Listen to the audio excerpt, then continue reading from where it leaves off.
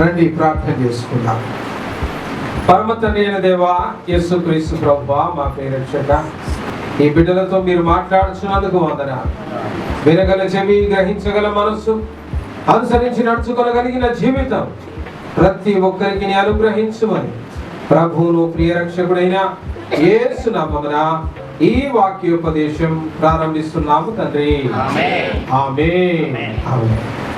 ఈ దినమున మనము బిలాము బోధ ఏంటి, అసలు బాలాకు నేర్పిన బిలాము బోధ ఏంటి, ఆ పెర్గమ సంఘం పడిపోవడానికి గల కారణం ఏంటి, మరి ఆ సంఘంలో బాలాకులు ఉన్నారు, ఆ సంఘంలో బిలాములు ఉన్నారు, అసలు వాళ్ళు ఎవరు అనే విషయాన్ని మనం బైబిల్లో నుంచి ధ్యానించడం మొదలు పెడితే, పేతురు అనే యేసు ప్రభు యొక్క శిష్యుడు, అతను రాసిన 2వ పత్రికలో కూడా మరి ఆ ప్రస్తావన తీసుకొచ్చినట్టుగా మనం ఇక్కడ చూడవచ్చు కదండి. 2వ అధ్యాయము 15వ వచనంలో ఏ ప్రస్తావన తీసుకొని వస్తూ ఉన్నాడు? తిన్నని మార్గమును విడిచి బెయోరు కుమారుడైన బిలాము పోయిన మార్గమును బట్టి త్రోవ తప్పిపోయిరి. ఇక్కడ తప్పిపోయిన ఒక తోవను గురించి మాట్లాడుతూ ఉన్నారు. పిల్లలు ఇప్పుడే పాటలు పాడారు, ఏమని? దారి చూపిస్తావురా, దేవుడే దారి చూపిస్తాడు, సరి అయిన త్రోవలో మనం పోవాలని మన దేవుడు కోరుకుంటూ ఉన్నాడు. మరి ఈరోజు బిలాము యొక్క త్రోవను పాటించిన వాడు తప్పిపోయాడు అని పేతురు వివరిస్తూ ఉన్నాడు కదండి. బిలాము త్రోవను పాటించేవాడు తప్పిపోయాడు. బిలాము బోధను పాటించిన పెర్గమాను సంఘము తప్పిపోయినది. కాబట్టి ఒకవేళ మనలో బిలాము త్రోవను పాటించువాడు ఎవడైనా ఉన్నాడేమో అని మన జీవితాల్ని మనము సరి చేసుకొని తప్పిపోకుండా మన రక్షణను మనము కాపాడుకోవలసిన ఆవశ్యకత మనకున్నది. అందుకే ఉదయకాలము దేవుడు మనతో మాట్లాడుతూ ఉన్నాడు. బెయోరు కుమారుడైన బిలాము పోయిన మార్గమును బట్టి త్రోవ తప్పిపోయారు. సంఖ్యాకాండము 22, 23, 24 వచనాల 3 అధ్యాయాల్లో కూడా అసలు ఈ బాలాకు ఎవరు, మరి ఆ బాలాకుకు బిలాముకున్న సంబంధం ఏంటి, అసలు బిలాము చేసిన బోధ ఏంటి, బిలాము త్రోవలో నడిచిన వారు ఎలా తప్పించబడ్డారు అనే అన్ని విషయాలు కూడా ఆ 3 అధ్యాయాల్లో మనకు అక్కడ కనపడుతూ ఉన్నాయి. అసలు బాలాకు ఎవరు అనడానికి 22వ అధ్యాయం 2వ వచనంలో అక్కడ రాయబడి ఉంది, చూడండి. సిప్పోరు కుమారుడైన బాలాకు ఇశ్రాయేలీలు అమోరీలకు చేసినదంతయు చూచెను. జనము విస్తారముగా ఉన్నందున మోయాబీయులు వారిని చూచి మిక్కిలి భయపడిరి. మోయాబీయులు ఇశ్రాయేలీయులకు జంకిరి. మోయాబీయులు మిద్యాను పెద్దలతో ఎద్దు వీటి పచ్చికలు నాకివేయునట్లు ఈ జన సమూహము మన చుట్టూ ఉన్నది యావత్తును ఇప్పుడు. ఆమేన్. బాలాకు ఎవరు అనేది ఇక్కడ రాయబడి ఉన్నది. బాలాకు మోయాబు రాజు. మరి బాలాకు ఆయన ఒక విషయాన్ని గమనిస్తూ ఉన్నాడు. అమోరీయులతోటి యుద్ధము జరిగినప్పుడు మరి ఇజ్రాయేలీలు అమోరీయులను ఏ రీతిగా తరిమి కొట్టాడో మోయాబు రాజైన బాలాకు చూశాడు. బాలాకు చూసి ఇప్పుడు ఇజ్రాయేలీలకు దారి ఇయ్యాలి, వాళ్ళ ఐగుప్తు నుంచి మహాజనముగా బయలుదేరి వస్తున్నారు. దారి ఇయ్యాలి అంటే వీళ్ళు పక్కకు జరగాలి, మౌనంగా ఉండాలి, లేదా ఎదిరించి యుద్ధం చేయాలి. ఎదిరించి యుద్ధం చేద్దామంటే ఆల్రెడీ అమోరీయులను జయించి ఇజ్రాయేలు ముందుకు వస్తుంది. అమోరీయులకు జరిగిన దానిని చూసి బాలాకు భయపడ్డాడు, బాలాకు వణికాడు.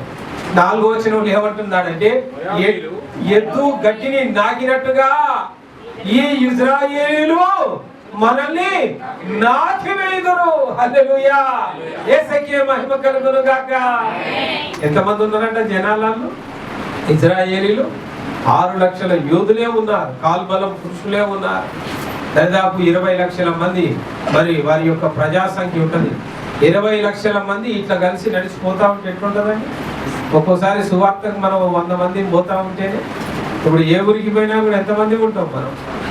100 మినిమం కౌంట్ అయిపోయింది. ఏ ఊరికి పోయినా ఎవరు ప్రోగ్రాం పెట్టినా కూడా 100 మందికి ఇక ప్రిపేర్ కావాల్సిందే, ఇంకొక ఆలోచనే లేదు.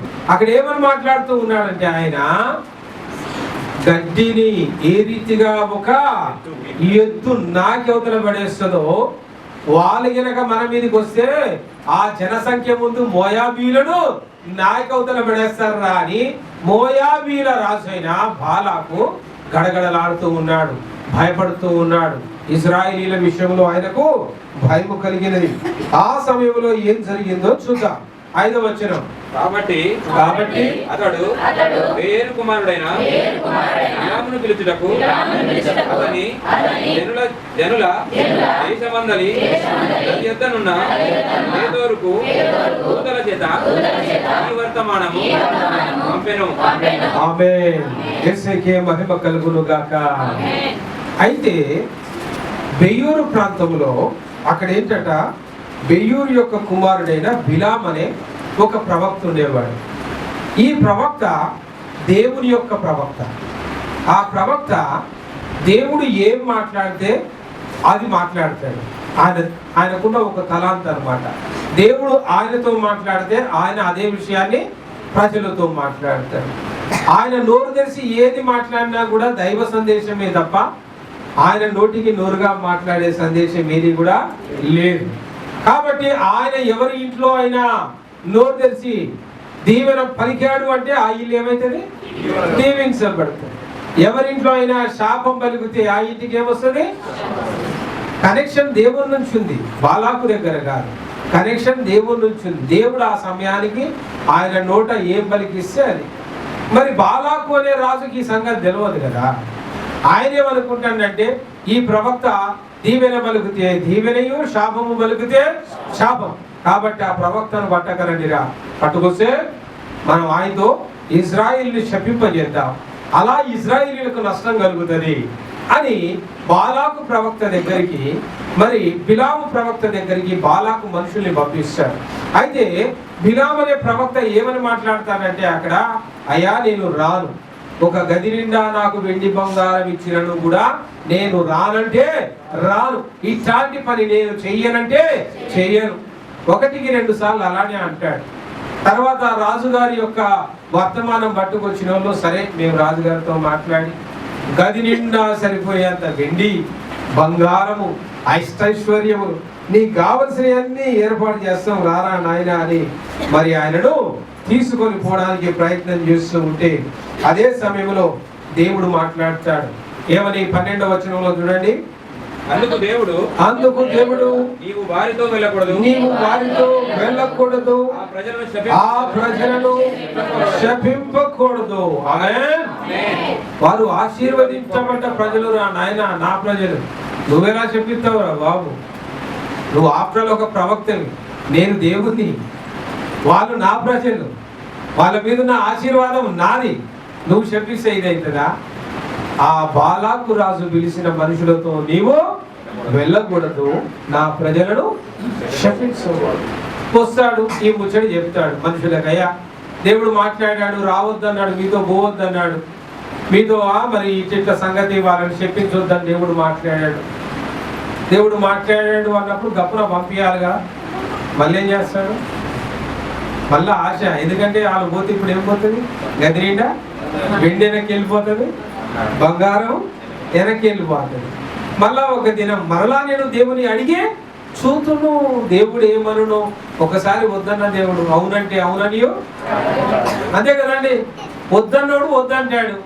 ఎందుకంటే మనసు ఇప్పుడు ఏడ బీగుతుంది?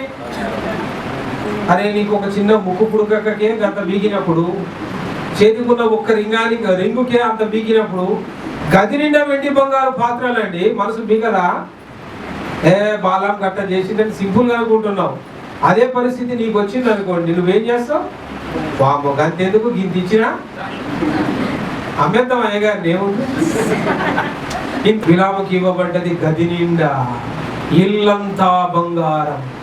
22, 23, 24 3 అధ్యాయాలు చక్కగా ఇంటికి పోయి చదువుకోండి. చాలా చక్కగా ఉంటుంది. నువ్వు బ్రేక్ పెట్టలేవాడు, అంత చక్కగా ఉంటుంది. 3 అధ్యాయాలు అయిపోయేదాకా చదవబుద్ధి అయితే పూర్తిగా అంత చక్కగా. ఇల్లంతా నిండే అంత బంగారం. ఒక గదే కాదండి, ఇల్లు నిండే అంత బంగారం. ఆశపడ్డాడు, మరలా ప్రార్థన చేశాడు. ఇక దేవుడు వద్దన్నాడుగా, ఇంకా మాట్లాడతాడు ఆ దేవుడు? నో. ఇక బంగారానికి ఆశపడి ఈయన గాడిదకు గంత కట్టి ఎక్కి కూర్చున్నాడు, గాడిదని కొడుతున్నాడు, పోరా పోరా పోరా. గాడిద ఏమన్నా పోతుందా? సమస్య లేదు కదా, ఏ మాత్రం ముందుకు పోవట్లేదు.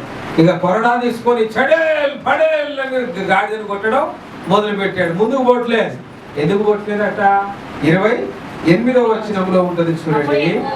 అప్పుడు యెహోవా ఆ గాడిదకు వాక్కునిచ్చెను కనుక అది నీవు నన్ను ముమ్మారు కొట్టితివి, నేను నిన్ను ఏమి చేసి తినని.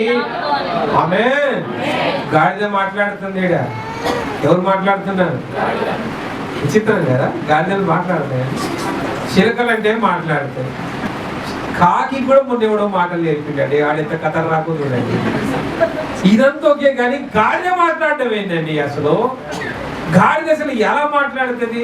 చిలకదంటే నాలుక పల్సగా ఉంటుంది, అదో ఇదో ట్రైనింగ్ ఇస్తే అయింది. గాడిద ఎంత ఉంటుంది? నాలుక తిరుగుద్దా? మెయ్యడానికి తప్ప మాట్లాడడానికి వీలు లేని పరిస్థితి. అలాంటి గాడిదకు దేవుడు నోరిచ్చాడు, ముమ్మారు కొడుతున్నాడు. బిలాము దాని మీద కూర్చొని ముందుకు నాడు మరి. ఎందుకంటే దాని ఎదురుగా దేవుని యొక్క దూత, ప్రభువు దూత సాక్షాత్తు ఖడ్గము పట్టుకొని ముగ్గురుడై నిలబడి ఉన్నాడు. ఒక్క వేటు చేత బిలాము తల తెగ నరకబడేది.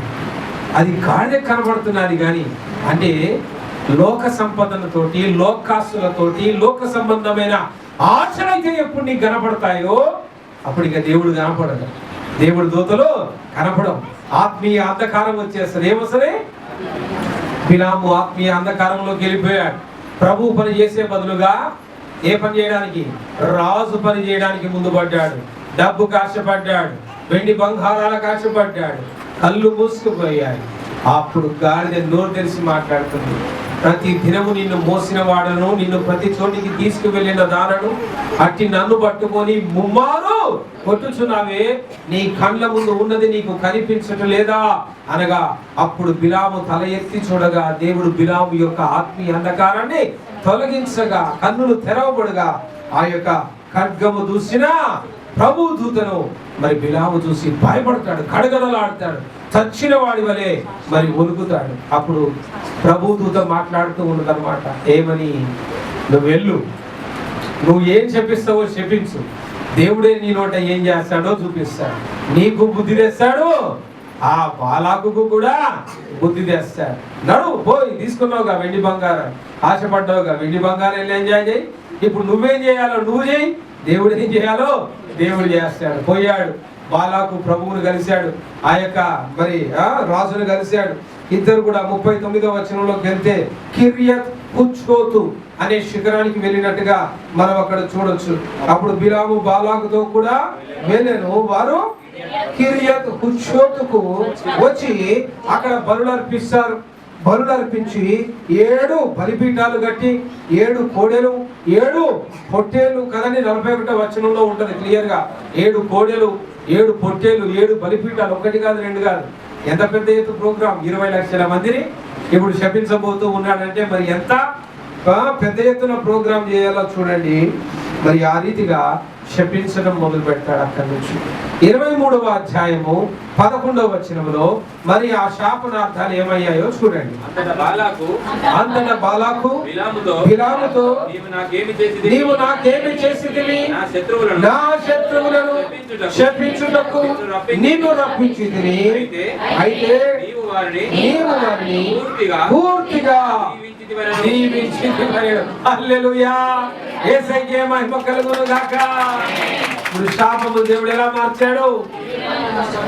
నిజానికి బిలాము దీవెన పలకలేదు. బిలాము డబ్బు తీసుకున్నది బాలాకు దగ్గర పని చేయడానికి. బిలాము వెండి బంగారాలు తీసుకున్నది ఇజ్రాయేలును శపించడానికి. నిజానికి బిలాము చేతులెత్తి బలులు అర్పించి, ఎందుకంటే ఆ రోజు బలులు ఎందుకు అర్పించాలి అంటే అసలు ఈ కార్యంలో దేవుడు ఉన్నాడా లేడా రుజువు కావాలంటే బలే. అర్థమైందండి? పాత నిబంధన కాలంలో ఇది దైవ కార్యమా మనుషుల కార్యమా అని అర్థం కావాలంటే బలి. ఏంటి బలి అంటే ఒక బలిపీఠం కట్టి ఒక కోడెను నరికి ఆ కోడెను అక్కడ వదిలేయాలి. ఎవ్వరు కూడా మంట పెట్టరు. వాళ్ళు చేతులెత్తి ప్రభువులకు స్తోత్రార్పణ చేయాలి. ఆకాశం నుంచి అగ్ని వచ్చి భగ్గున ఆ బలిపీఠం మీద ఉన్న ఆ యొక్క కోడెను దహించిన దాన్ని దహిస్తే ఆ కయ్యనుకు కోపం ఇచ్చి హేబేలును హతమార్చిన. ఇక్కడ దహన బలిలో దేవుడు ఉన్నాడు. సాక్షాత్తు దేవుడు బలిని స్వీకరించాడు. ఇది దైవ కార్యమని నమ్మారు. కార్యం మొదలు పెట్టాడు. బిలాము శాపనార్థాలు పెట్టడానికి నోరు తెరవగా ఆ శాపనార్థం ఒక్కటి కూడా శాపంగా వినపడలే. అది సాక్షాత్తు బయటి వాళ్ళకి ఎలా కన్వర్ట్ అయిందట? ఆశీర్వాదము దీవెనగా కన్వర్ట్ అయిపోయింది. అదే ప్రియులారా దేవుని గొప్ప కార్యాలు. అందుకే మనల్ని ఎవరైనా శపించే వాళ్ళు ఉంటే మీరు అదృష్టవంతులు. కనీసం శపించే వాళ్ళు మీకున్నా.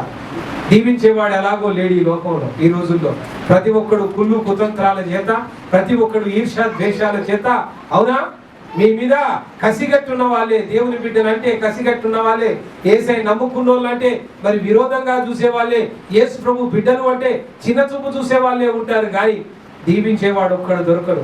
కానీ శపించేవాడినన్నా వెతుక్కో. ఎందుకంటే దేవుడు ఆ శాపాన్ని ఎలా మార్చబోతున్నాడు. హల్లెలూయా, యేసయ్యకే మహిమ కలుగును గాక. ఎవడైనా శపిస్తే ఆశీర్వాదం అండి. నీకు రాదు ఆ శాపం, నీకు రాదు. అర్థమైందా? కొద్దిమంది భలే కొటేషన్లు రాసుకుంటారు కదా, నీ ఏడిపే వాడు ఏడ్చినందుకు వీడు ఎదిగాడట. చాలా బాగుంది బిలాము బోధ. అదే రీతిగా చూడండి ప్రియులారా, కొద్దిమంది మన మీద ఏడ్చినా కొద్ది మనం ఎదుగుతాం. దేవుడు అలా దీవిస్తాడు. ఎందుకంటే ఏ దిక్కు లేనోడికి ఎవరు దిక్కండి? ఆమె అమ్మా నాన్న మంచిగా ప్రేమిస్తున్నారు, దేవుడు సీన్లోకి రాడు. నీ సీన్లోకే రాడు, అవసరం లేదు. ఎందుకు? తల్లిదండ్రుల ప్రేమ బ్రహ్మాండంగా ఉన్నది, వీళ్ళకి అన్నదమ్ముల ప్రేమ బ్రహ్మాండంగా ఉన్నది. ఏ లోటు లేదు. నా స్వజనంలోనే నేను ఉంటిని, నాకేమి లోటు అనుకుంది కదా సూర్యవీరాలు, అనుకుందా లేదా? నాకేమి లోటు. కాబట్టి దైవ కార్యాలు జరగవు. నాకేమి లోటు అనుకున్నాడు. అయ్యా, ప్రేమించే తల్లి లేదు నాయన, ప్రేమించే తండ్రి లేడు ప్రభువా.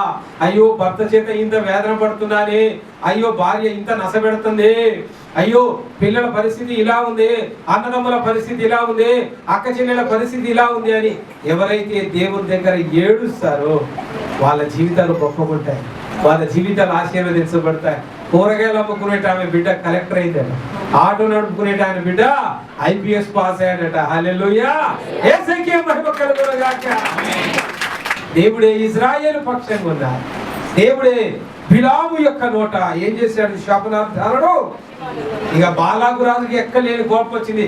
ఒరే పిచ్చోడా, ఇల్లు నిండి అంత వెండి బంగారాలు తీసుకొని ఎంత పని చేసావురా? శపించమంటే నీవు ఆశీర్వదిస్తావా? నువ్వు వద్దు, నీ ఏమి వద్దు, ఏమో నా దగ్గర నుంచి అని గొడవైపోద్ది ఇద్దరికి, బిలాముకు బాలాకు. ఎలా కొడతాడు? లేదా ఇంకో దగ్గర ఏదైనా ట్రై చేద్దామలే, పోతుంది ఇంటి నిండా వెండి బంగారం పోతుంటే ఒక ట్రైన్కి అయిపోద్దా? ప్లాన్ బి లేదా? ప్లాన్ బినా ఒక నెల పెట్టావుగా, ఇక చాలే. కోపం వచ్చింది రాజుకి, ఏమాత్రం ఒప్పుకునే పరిస్థితిలో లేడు. అయినా మరి రాజుకి ఇప్పుడు బిలాము అవసరం, అంతే కదండి. బిలాము తప్ప మరొక దిక్కు లేదు. ఇద్దరు కలిసి ఏం చేశారు? పిస్గా అనే కొండకు పోయాడు. 23వ అధ్యాయం 14వ వచనంలో సేమ్ ప్రయత్నం. 7 బలిపీఠాలు, 7 కోడెలు, 7 పొట్టేలు. అవునా? సేమ్ అదే ఉంటుంది అన్నిటి దగ్గర, ఒకటే ప్రాసెస్. మళ్ళా ఆకాశం నుంచి అగ్ని రావడం, ఆ బలిపీఠం దహించడం. దేవుడు మన మధ్యలో ఉన్నాడు. దైవ కార్యం జరగబోతూ ఉంది. మొదటిసారి మరి జరగలేదా దైవ కార్యం? 100% జరిగింది. అయితే ఇజ్రాయేలుకు న్యాయం జరిగింది. ఆమేన్. ఇజ్రాయేలును కాపాడువాడు కొడుకడు నిద్రపోడు. కాబట్టి వాళ్ళకు న్యాయం జరిగింది. ఇక్కడ కూడా సేమ్ అదే జరుగుతుందండి. పిస్గా అనే కొండ మీద కూడా సేమ్ అదే జరుగుతుంది. 20వ వచనంలో, ఇదిగో దీవించుమని నాకు సెలవాయను, ఆయన దీవించెను, నేను దాన్ని మార్చలేను. బిలాము అంటున్నాడు. బాలాకుకు బిలాముకు ఇదే గొడవ. ఏందిరా నాయన, నాతో 7 బలిపీఠాలు కట్టిస్తావు, 7 కోడెలు తెప్పిస్తావు, 7 పొట్టేలు తెప్పిస్తావు, దహన బలి ఇస్తావు, ఆకాశం నుంచి అగ్నిని దిగొచ్చేటట్టుగా అద్భుతాలు చూపిస్తావు, తీరా ఇశ్రాయేలుని శపించిన అనేలోగా నీ నోట దీవెన మాటలు వస్తున్నాయి. ఏందిరా బాబు? బాలాకుకు బిలాముకు ప్రతిసారి ఇదే. ఇలా పిస్గా కొట్ట తర్వాత నుంచి మళ్ళీ 28వ వచనంలో పెయ్యూరు అనే శిఖరానికి పోతాడు. అది 3వ ప్రయత్నం. పెయ్యూరు అనే శిఖరంలో కూడా సేమ్ ప్రాసెస్. 7 బలిపీఠాలు, 7 కోడెలు, 7 పొట్టేలు. మళ్ళా అక్కడ శాపనార్థాలు పెట్టబోగా మళ్ళీ ఏమైపోయిందండి? మళ్ళా ఆశీర్వాదం వచ్చినవి. అందుకే 24వ అధ్యాయము 14వ వచనంలో అంటాడు చూడండి, నేను నా జనుల యొద్దకు వెలుచున్నాను, అయితే కడపటి దినములలో ఈ జనులు మీ జనులకేమి చేయుదురో అది విషదపరచేదనని రమ్మని చెప్పి ఆమేన్. యేసయ్యకే మహిమ కలుగును గాక. ముమ్మారు ఇలా జరిగిన తర్వాత ఇక చికాకు పుడుతుంది. బాలాక్ అలసిపోతాడు. బాలాక్ అనే రాజు పూర్తిగా అలసిపోతాడు. అసలు ఇది న్యాయమే కాదు. నీ కోసం ఖర్చు పెట్టింది నేను, వెండి బంగారాలు ఇచ్చింది నేను, నువ్వు చెప్పినట్టుగా ఏడబడతాడు. ఇప్పటికి అయ్యా 3 కొండల మీద ఏడాదులు ఏమున్నాయి? 7 బలిపీఠాలు ఉన్నాయి, 7 పొట్టేళ్లను బలిచ్చారు, కోడేడు బలిచ్చారు.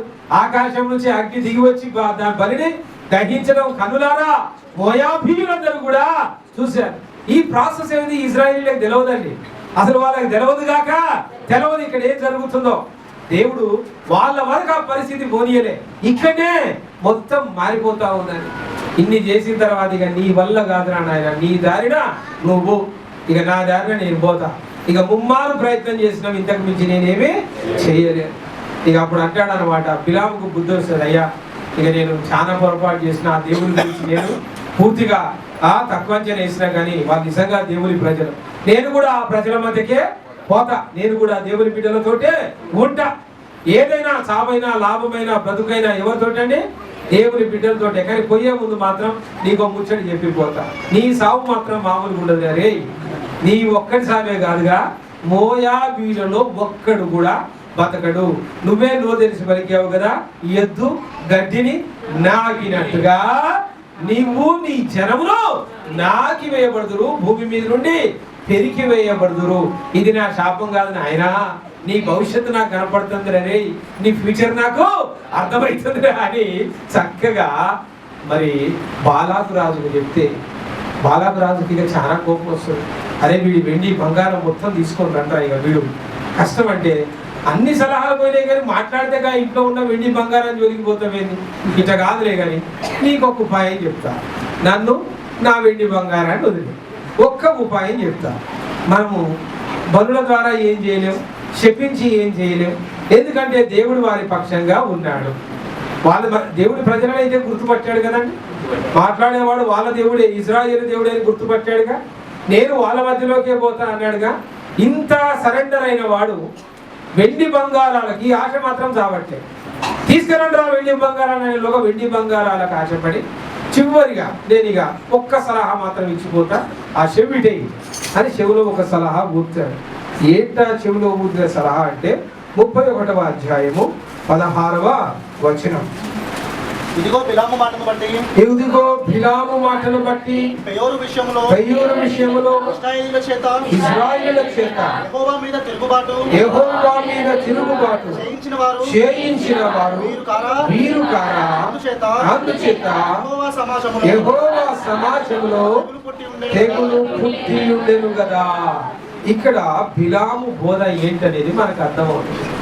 బిలాము బాలాకుకు చేసిన బోధ ఏంటంటే, నువ్వు వీళ్ళ ద్వారా ఏమి చేయలేవు, ఒక్క సలహా నీకేమి ఇస్తా అంటే, చిన్నగా ఇజ్రాయిల్లో ఉన్న పురుషులు పాపం చేసేటట్టుగా మోయాబులో నుంచి ఒక అందమైన స్త్రీల గుంపుని అక్కడికి పంపు. అందమైన స్త్రీల గుంపు అంతా కలిసి ఒక బలిని పెట్టుకొని, ఒక ఆచారాన్ని పెట్టుకొని, ఒక పండగ, ఒక సాంప్రదాయము చేసేటట్టుగా ఒక ప్రోగ్రాం అరేంజ్ చేయి. ఆ ప్రోగ్రాంకు ఇజ్రాయిల్లో నుంచి యవనస్తుల్ని తీసుకపో, స్త్రీలనే పంపు, ఆకర్షితులై వాళ్ళే ఇక్కడికి వస్తారు. ఈ స్త్రీలతో ఎవడైతే పాపం చేస్తాడో వాడు తెగులొచ్చి చస్తాడు. ఎందుకంటే దేవుడికి విగ్రహారాధన అంటే మెచ్చడు, విగ్రహారాధన అంటే వ్యభిచారముతో సమానం. ఎవడైనా పురుషుడు నీతిమంతుడుకుండి ఏ పరస్త్రీని నేను ముట్టనన్నా విగ్రహాలకు అర్పించిన కాడికి వచ్చాడు కాబట్టి వాడు ఎట్టయినా పాపే. వాడు ఖచ్చితంగా చేస్తాడు. అలా ఇజ్రాయిల్లో రోజు కొద్ది మందిని నీవు శాపగ్రస్తుల్ని చేసి ఇజ్రాయేలు యొక్క ప్రజా సంఖ్యను 6,000 మంది యోధులున్న ఇజ్రాయేలు పురుషులను నువ్వు చెప్పవచ్చు. నీకొక పాయింట్ 20 లక్షల మంది జనాభా కదండి. అక్కడ 6,000 ఇంటి పేరు కలిగిన కుటుంబాలు ఉన్నాయి కదా. 6,000 కుటుంబాలలో 20 లక్షల మంది ప్రజలున్నారు. వాళ్ళలో ఎంతమంది పురుషులున్నా నువ్వు వాళ్ళని కథలు చేయొచ్చు. భలే ఉన్నది ఐడియా. ఇక పో, నీ వెండి బంగారాలు ఇయ్యబో, సలహా ఇది ఇచ్చినావు. వెళ్ళే బాలాకు అరేంజ్ చేశారు. అరే రాజ్యంలో ఉన్న మంచి అందమైన ఆడవాళ్ళందరినీ పిలవండ్రా. ఆడవాళ్ళందరూ పోయారు. కరెక్ట్గా ఇజ్రాయేలీల యొక్క పొలిమేరల్లో దగ్గరలో వాళ్ళ యొక్క పురాలలో ఏం చేశారు? వాళ్ళు ఒక చిన్న పండగ చేసుకుంటున్నామండి. మంచిగా ఇజ్రాయేలీల ఇంటిళ్ళకి వచ్చారు ఆడవాళ్ళు, అందమైన ఆడవాళ్ళు వచ్చారు. ఇంటిళ్ళకి వచ్చి ఇగో మా ఊర్లో పండగ చేసుకుంటున్నాం మేము మోయాబీలో, మా పండగకు మీరు కూడా రండి, మా పండగలో మీరు కూడా పాల్గొనండి.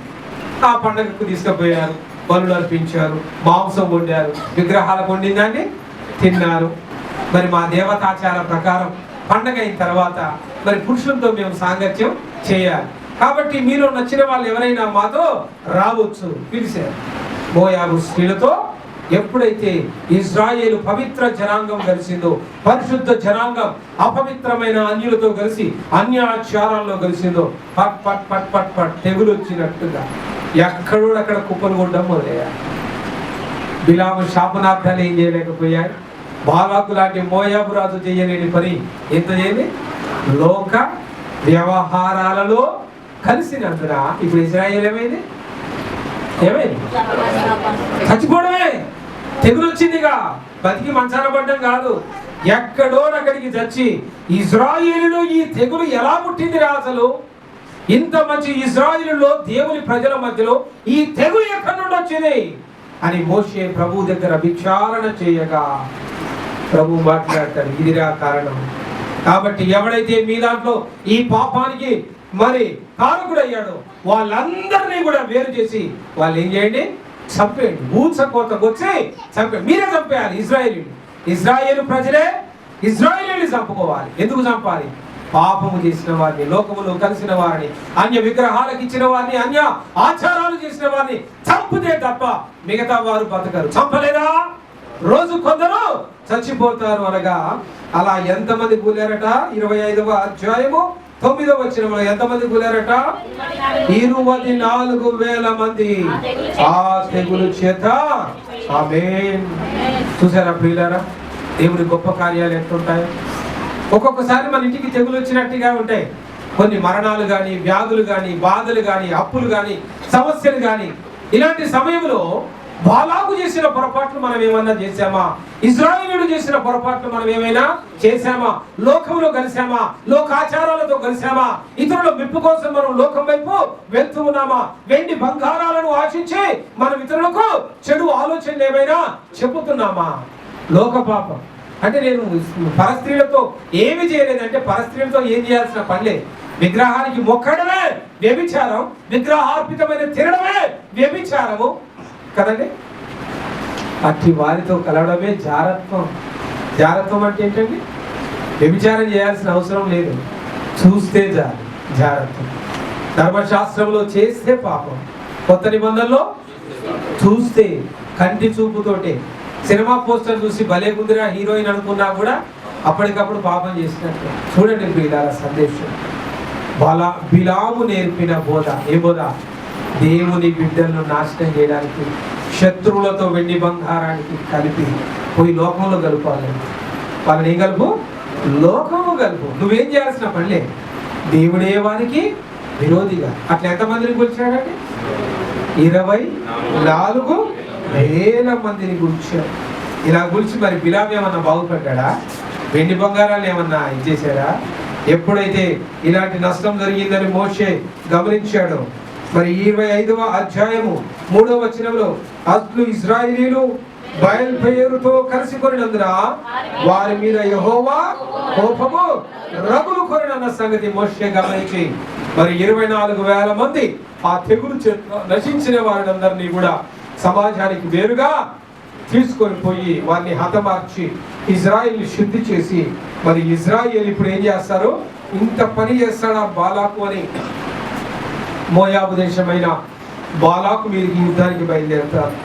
31వ అధ్యాయం 8వ వచనంలో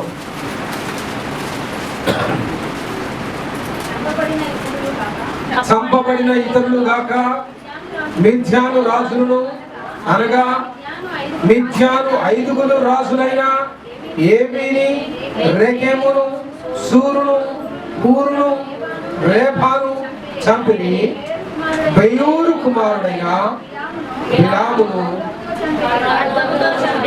ఏమైంది? ఆయన వెండి బంగారం, ఇంటి నిండా వెండి బంగారం ఉంది. చివరికి ఏమయ్యాడు?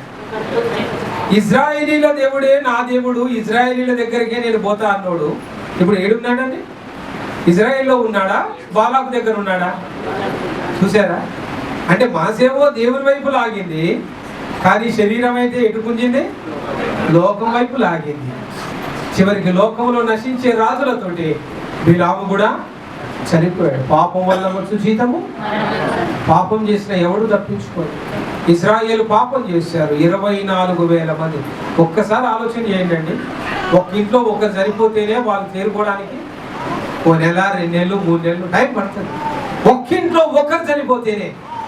అలాంటిది ఇజ్రాయేలులో 24,000 కుటుంబాలలో ఏడుపు ఎట్లుంటుంది చెప్పండి? 24,000 కుటుంబాలు కాదు, 24,000 కుటుంబాల్లో ఇప్పుడు ఏం వినపడుతుంది? రోదన ధ్వని, ఏడుపు వినపడుతుంది. చనిపోయిన వాళ్ళు వెళ్ళిపోయారు, సమాధులు చేసేసారు, పెట్టేసి వచ్చేసారు, దినకార్యాలు చేశారు. ఆ ఇళ్ళలో అయ్యో నా భర్త పోయి ఎంత పాపం చేశారే అని భార్య ఏడుస్తా ఉంది. అయ్యో నా తండ్రి ఎంత అఘాయిత్యము చేసి దేవునికి విరోధమైన కార్యం చేశారే. బిడ్డ ఏడుస్తా ఉన్నది, కొడుకు ఏడుస్తా ఉన్నాడు, మనవళ్ళు మనవరాళ్ళు ఏడుస్తా ఉన్నారు. అట్లా ఒక్క ఇల్లు కాదు, ఎన్ని ఇళ్ళు ఏడుస్తున్నాయి? 24,000 ఇల్లు. అంటే ఆ ప్రాంతంలో ఎట్టి రోదన ధ్వని పుట్టిండొచ్చు. మోషే ఈ రోదన ధ్వని చూసి, ఇక మీరు రోదించాల్సిన అవసరమో లేదు, రోషంతో కత్తులు తీయండి. ఆడోళ్ళు కూడా కత్తులు, గొడవలు తీశారు. ఇంత అఘాయిత్యం చేస్తారా, మాకు మా పురుషుల్ని దక్కనీయకుండా ఇంటి పాపము చేయించేదరా అని మోయాబు మీద పడి మోయాబును హతమార్చి 5 మోయాబు రాజులను హతమార్చి చివరికి దాంట్లో ఉన్న ప్రవక్త అయిన బిలామును కూడా. అది ఒక ప్రవక్త యొక్క ముగింపు ప్రియులారా. ఒకవేళ బాలాకులాగా లోక సంబంధమైన వాటికి ఆశపడుతున్నానా? ఇజ్రాయేలు ప్రజలు మోయాబు స్త్రీలతో కలిసి ఆ మోయాబు పండుగను ఆచరించడానికి వెళ్ళినట్టుగా లోకాచారాలు ఆచరిస్తూ నేను దేవునికి విరోధమైన కార్యం చేసి శాపగ్రస్తుని అవుతున్నానా? ఈరోజు నా శాపానికి, నా పాపానికి కారణం ఏంటి? ఎప్పుడు తెగులు నిలుస్తుందో తెలుసా? నీ కష్టాలు ఎప్పుడు నిలుస్తాయో తెలుసా? ఎప్పుడైతే మోషే ఆ తెగులు గురించి విచారణ చేశాడో, ఇదిరా సంగతి అనగానే మరి యాజకులలో ఒక యాజకుడు, ఆ యాజకుడి పేరు ఏంటి చెప్పండి? సమాజంలో ఎవరు ఆయన పేరు? ఫినెహాస్ అనే యాజకుడు. 8వ వచనంలో ఉంటది, సమాజము నుండి లేచి ఈటెను చేత పట్టుకొని పడక చోటికి ఆ ఇజ్రాయేలుని వెంబడి వెళ్ళి ఆ ఇద్దరిని, అనగా ఆ ఇజ్రాయేలుని ఆ స్త్రీని కడుపులో గుండా దూసు పోమునట్లు పొడిచెను. అప్పుడు ఇజ్రాయేలులో నుండి తెగులు నిలిచిపోయాను. ఆమేన్, హల్లెలూయా. నిన్ను బట్టిన తెగులు నిలవాలి అంటే, నీ పాప శాపాలు నిలిచిపోవాలి అంటే, నీ వ్యాధి బాధలు నిలిచిపోవాలి అంటే, నీ కరువు కాటకాలు నిలిచిపోవాలి అని అంటే, బాలాకుకు బిలాము నేర్పిన బోధ ఏమైనా నీలో ఉన్నదా? ఒకసారి నిన్ను నువ్వు పరీక్ష చేసుకోవాలి. ఫినెహాసు కేవలం తనను తాను కాపాడుకోలేదు, మొత్తము ఇజ్రాయేలునే కాపాడాడు, ఇజ్రాయేలు జనాంగాన్ని కాపాడాడు. మనలో ఒకడు ఎవరైనా శాపగ్రస్తుడై ఉండి పాపం చేస్తూ వాడిని సరిచేయాల్సిన బాధ్యత మన మీదనే ఉన్నది. మనం సరి చేసుకోకపోతే ఆ శాపం వాడి తర్వాత నుండి ఎక్కడికి వస్తుంది? కేవలం వాడి సంబంధమైనందున నీ మీదికి కూడా వస్తుంది. కాబట్టి రండి మోకరిద్దాం, దేవుని సన్నిధిలో మనల్ని మనం పరీక్ష చేసుకుందాం, ప్రార్థన చేసుకుందాం.